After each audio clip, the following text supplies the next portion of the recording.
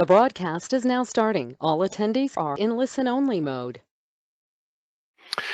Well, good morning, everyone, and thank you very much for joining us on this autumnal day. Grey, a little bit drizzly, a little bit mild and breezy, which is normality for Britain, and normality is something to celebrate at the moment. So we're going to rip through this as fast as we can. I'm going to just look at the agenda, run through that and a couple of themes. So we're going to look at cybercrime and what we can do to prevent that, and then having made that commitment to prevent the threat of cybercrime, we're then going to look at how we can display that or get ourselves certified to show interested parties our commitment. A few themes here. One is this is a technical thing, but actually there's an element of change of behavior that's required. Traditionally, or historically, we have responded to crimes by changing our behavior. By perceiving the threat of a crime, we changed our behavior. Yeah, things like turning a light on before we leave a building, locking doors and windows, keeping things out of sight. But cybercrime has evolved so quickly that our perception hasn't alerted us to the threat, and our behavior hasn't changed. And we need to we need to undertake that behavioral change. So don't leave it all to your IT manager. Think about it as something that involves human and technology elements. Also, cybercrime has a direct impact in terms of the cost of data and breaches, but there's also an indirect impact in relation to the effects. So when trying to deal with a criminal breach, there's a potential cost there as well. And a little bit like with the current pandemic, there's an immediate impact of COVID-19 as far as illness and so on, but also there's a cost to society of our attempt to deal with that threat. So going back to cybercrime, one of the first widespread cyber bugs, should we call it, was the love bug virus back in May 2000, which is when people would receive an email purporting to that somebody fancied them, and there'd be an attachment. They click the attachment, that opened their Outlook contacts folder and sent the same thing to everybody in that contacts folder. So maybe typically that back then people might have 200 contacts. That gives you like a infection rate of R, where R is 200, and you can imagine how fast that expanded to such an extent where IT managers actually have to shut the entire computer systems down, and no work was done for a couple of days while they responded to this virus attack. So the other thing I wanted to say is that there isn't a single solution that's going to fit all organizations, depending on the type of transactions, depending on the type of data that's held, depending on the organization, its culture. We need to have a policy and procedure relevant to that organization and its operations. So quick housekeeping. The mics are muted. We're going to keep this to 30 minutes approx, so I'm going to rattle through as fast as I can. Please use the chat if you'd like to, and we'll deal with any questions at the end. So let's look at the history of cybercrime, and we hear a lot about the word hacking. It's worth pointing out that in a way this is simply human behavior, human interest. Engineers have always tried to take things apart and put them back together, understand how they work, put them back together again and improve them, whether that's a vacuum cleaner or a motorcycle. And electronic engineers throughout the 70s and 80s were hacking systems to do exactly that. Now that's expanded during the 90s when online transactions really took off, and then of course in the noughties with the rise in online banking. And we have sort of three elements of cybercrime. One is governments and their agents. So that element of crime we might call cyber terrorism, for political and commercial disruption. The second element is really activists. Now, they could be benign or malevolent, depends on your point of view, but there is a significant level of activity there. But the area that probably applies to us in small, medium businesses is organised crime. So that's what we're going to focus on here. And I've got a photo there of actually an operation that was raided. I think this was in India. Because there's a tendency to think about cyber criminals as sort of fellas in hoodies in an attic looking at a screen with lines of code, and I think that's probably more appropriate to your sort of activist. Actually, cyber crime is predominantly undertaken by organised crime. Crime organisations, which would otherwise be and may also be doing the other criminal activities that make money, trafficking, drugs, people, etc. They have no ethics. And it's another reason why we really do not want to be giving money to these people. So fraud, and particularly using phishing to undertake fraud, is probably the most common way to extort money. I have a contact I know who was purchasing a property, this is 5 years ago, and at the appropriate time she received an email from a solicitor asking for £46,000 to be transferred as a deposit on the house. Everything's fine, well, except of course it wasn't, because her email had been compromised some time before. The criminals had set up a domain almost exactly the same as the domain of her bona fide solicitor. So when she got the email, she couldn't see that it'd been spoofed. The signature, the sort of the style of the email, everything was appeared to be correct.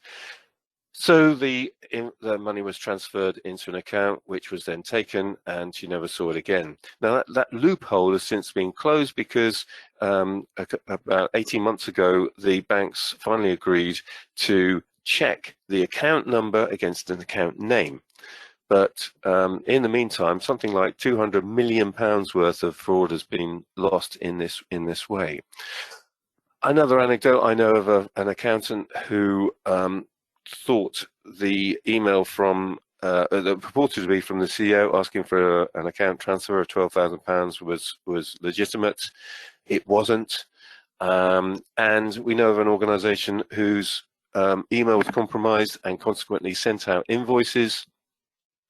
So those invoices were paid, except they were paid into the wrong accounts, and again, significant sums of money were lost. And because these sums of money are significant, because it's kind of embarrassing to be defrauded in this way, often the crime isn't reported. So when we do see statistics about the size of the scale of cybercrime, be aware that they're probably underestimates. So let's think about other threats to an organization. The organization is effectively devalued. If it gets out that they've had a significant breach, that's going to undermine the brand trust and its reputation. Organizations have their activity completely disrupted, and huge sums of money are lost that way. And then thirdly, there's the direct loss of either intellectual property or money. Looking at ransomware in detail, I've got a slide here. There's a lot of data on it, but I'm just going to draw attention to two things. First of all, on the left here, you can see that in the last 3 years, the amount of ransomware attacks is increasing. And if we look along the top to the organizations that paid ransoms, you can see the percentage is growing. So crime does pay, and therefore it will continue to rise. The other thing I'll quickly say is that if you look at the amount of data that was lost or recovered, it's no better by paying than by not paying. So the key thing is to have appropriate backups. So what kind of information is being stolen? Well, I'm not going to read everything on this slide, but suffice to say that all of this data, even if you think your organization's not going to be of interest to a cyber criminal, it probably is, because data has a value on the black market. And I'm going to talk briefly about this black market in its scale. When we think about the internet, most of us, certainly me, I think anything that I can get through a Google search is the internet. That's the data that's out there, and it's an astonishing amount. Actually, that's only the clear web, the amount of data that's accessible through a standard browser, and it represents about 5% only of the internet. The rest of it is what's known as a deep web. That's to say, it's anything on the internet that's not indexed by and never accessible via a search engine like Google. So it could be behind a paywall, it could require sign-in. So estimated like 95% of the internet. And of that, you've got the dark web. So that's data that is used for generally for illicit purposes, because it's intentionally hidden. 5% of the total internet. You can access it using a browser like Tor, but that's the scale of the black market. And back to the scale of the problem. Yeah, there's so much information out there to try to decipher. I settled on two here that seem to be kind of pragmatic. An insurance company, because you'd like to think that they're using data to establish cost of premiums, etc., and UK government, and both are looking at around about 50% of business being attacked in 2019. And it's not just large organizations either. Small and medium businesses are increasing as well. So what can we do to reduce the threat of this? Well, as I mentioned earlier, change in behavior is really critical to this. You can't just rely on the technology. So please make sure that the employees in your organization are regularly trained and then tested and then retrained and retested. And please think about the more vulnerable people in society, maybe your own parents and children, and make them aware of the threats online, and do everything you can to help them guard against those threats. As far as technology, these are the key elements. Endpoint security. Make sure that there's a proper anti-malware involved. And on the subject of malware, I'm going to introduce another word. Well, certainly it was new to me: polymorphic. In other words, malware is constantly changing its form in order to avoid detection. So because it's constantly changing its form, anti-malware must be constantly updated in order to find it. So don't install a piece of anti-malware software, or just assume that the antivirus software that came free with your computer is enough. It isn't. It must be updated regularly. You need a proper professional level, and it needs to be a paid service. So anti-malware, software firewall, and don't think that just because you've got the admin password and without that you can't install anything on the hard drive. Just a threat to if the browser itself is affected, that can be enough to cause major problems. Password hygiene. I know how frustrating it can be to have many passwords and all long, but without that level of security, it's just too easy for criminals to get in and compromise your network or your machine. So you need to have complex passwords. You need to change them. So store them in a password manager and have a separate password, an encrypted password manager for work and a separate one for your personal life.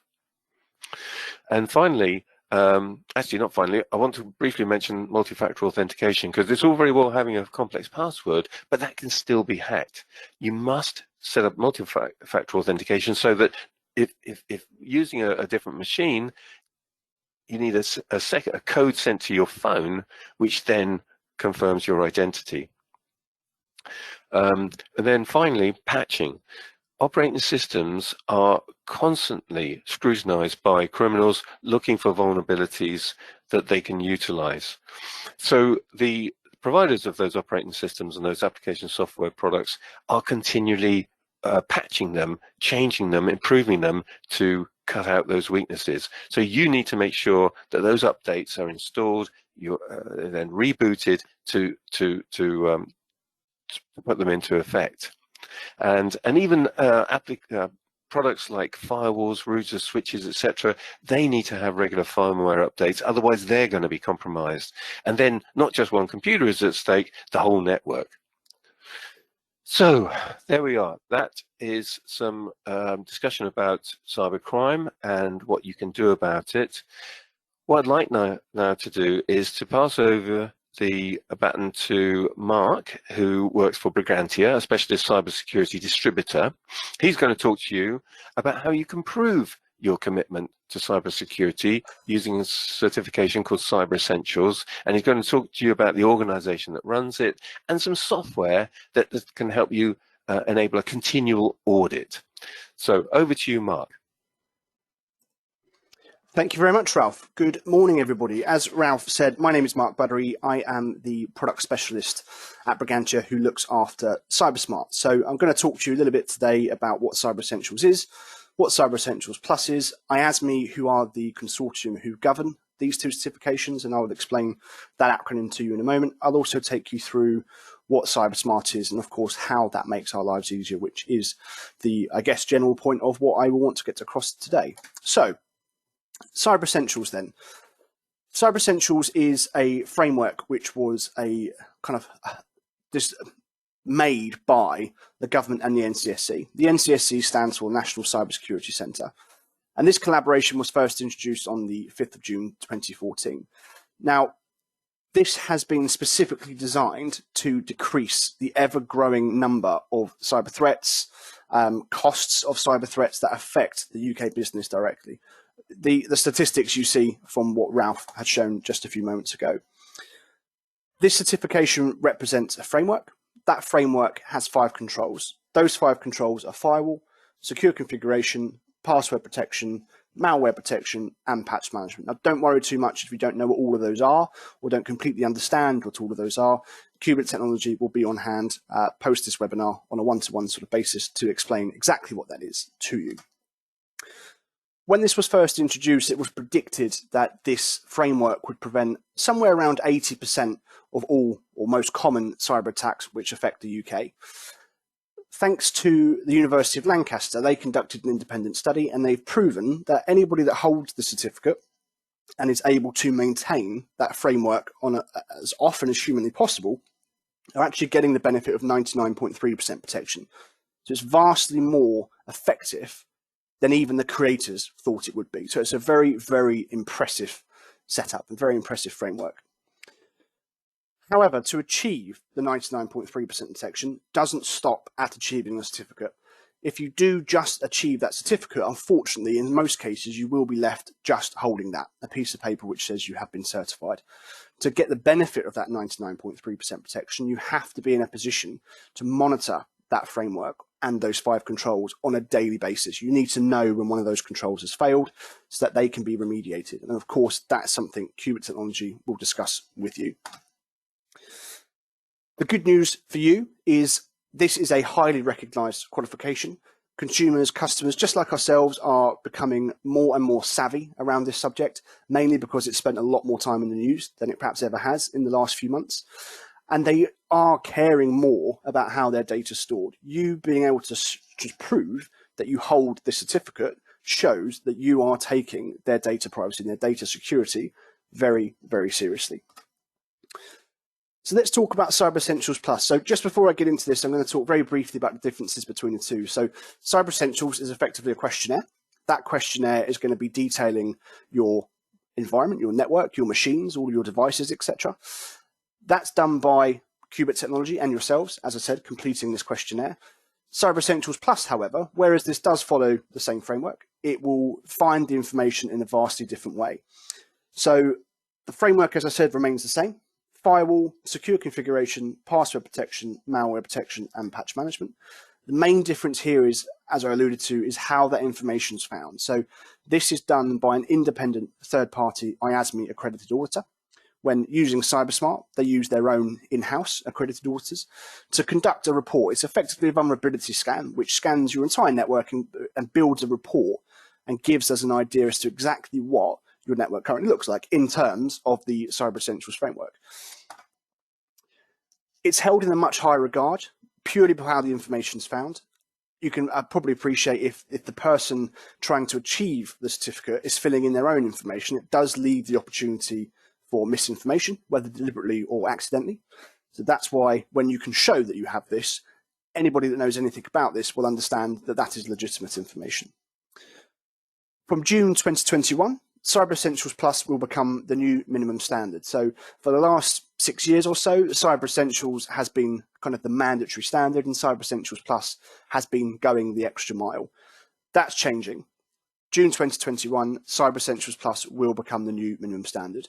I will just caveat that though, with everything that's going on in the world, there is a chance that date will move. So I'm not going to tell you that that is set in stone for the moment, but it is definitely something to be aware of. Much like Cyber Essentials, achieving 99.3% protection through Cyber Essentials Plus is operated in the exact same way. You have to have an ongoing compliance monitoring application of some sorts, feeding back this information to you so you know those 5 controls are in place as often as humanly possible. And much like a similar point, this is held in much higher regard through public knowledge. People who understand what Cyber Essentials is and Cyber Essentials Plus is will know you have gone the extra mile and you are putting in the extra effort to make sure you are protecting your clients, which is of course hugely important. So IASME are the governing body who look after all of this. IASME stands for Information Assurance for Small and Medium Enterprises. Now, it is their job to police all of this, whereas this is a government kind of creation. IASME have been given the authority to maintain certification. They decide how it's obtained. They decide who gets certificates. They decide if there's going to be audits. They are effectively in control of every aspect of this on behalf of our government and the NCSC. One of the biggest changes they've made this year is previously you could obtain a certificate on day one, and then in 364 days time, that would be the very next time anybody has any idea of the status of your compliance. Much like an MOT certificate. You go and get your car MOT'd, you get your certificate, you could drive away and your exhaust could fall off as a bad example. You would then no longer be roadworthy, but according to your certificate, you are until you get checked again in a year's time. So to combat that, they have started launching audits. These are completely random. You will have no warning. There is no prejudice as to the size of your company or how many times you've been certified in the past, or even if this is the first time you've been certified. We are all at risk of this audit. We're going to have a very short time frame to respond to it, and failures will result in losing any certificates we do hold. IASME also offer a GDPR readiness module. Now, this will not grant you a kind of like a GDPR compliance certificate of sorts, but it will start you along your way in achieving that ever so slightly higher accreditation around that GDPR module itself. CyberSmart do have their own addition to this, which I will talk to you about a little bit later. IASME then are, of course, one reason why we need to make sure we've got ongoing compliance monitoring. If we use the CyberSmart endpoint application, for example, that's a fully reportable tool. So in the event of an audit, there will be no issue with getting that report off to IASME in a very timely manner, which of course is very important. The way it effectively works is Cubit Technology can set up alerts for your specific organization. So should any one of those 5 controls fail, they will be alerted in near real time. That means they can remediate that as quickly as they possibly can, if that's the agreement they of course have with you. So when that audit does come around, the chances are there won't be anything left to remediate, and it's a simple case of running that report and getting it off to IASME. IASME recognise CyberSmart as a key partner for Cyber Essentials and Cyber Essentials Plus. What that effectively means is because they work so closely, they are going to always have the most up-to-date information. They will have the information that isn't quite public knowledge yet. So they are a fantastic vendor to partner with. They are at the forefront of any changes and everything that is going on. So that leads me quite nicely then onto CyberSmart. So CyberSmart has been created for the want to make this process as easy as possible for everybody involved. It automates as much as it can. And they are, as I said, as they work so closely, they are bringing that information to the public often a lot sooner than anybody else. So what do you get with CyberSmart? It's fast-tracked discovery, remediation, and certification. You get a 100% pass guarantee, which is the important part here. So when you are completing a questionnaire, and once you have submitted that questionnaire, it doesn't go directly to IASME. And that's exactly the same with an auditor conducting a report for a Cyber Essentials Plus certification. It first of all goes directly to CyberSmart. They have their own team of in-house IASME accredited auditors, and they will look over everything. If anything's wrong and anything will fail, that will get pushed back to the relevant parties, and they will work with them to fix those issues. And it will only go to IASME when everybody is 100% happy it will pass. Once that does happen, you will have your certificate back ready to download within 24 hours. The quickest they've done it so far is 20 minutes. So it's a very impressive service. The ongoing compliance monitoring app, this is genuinely a world-leading endpoint application. It will be feeding back information from your company's devices every 15 minutes to a centralized portal. And I will show some examples of this in a few slides' time.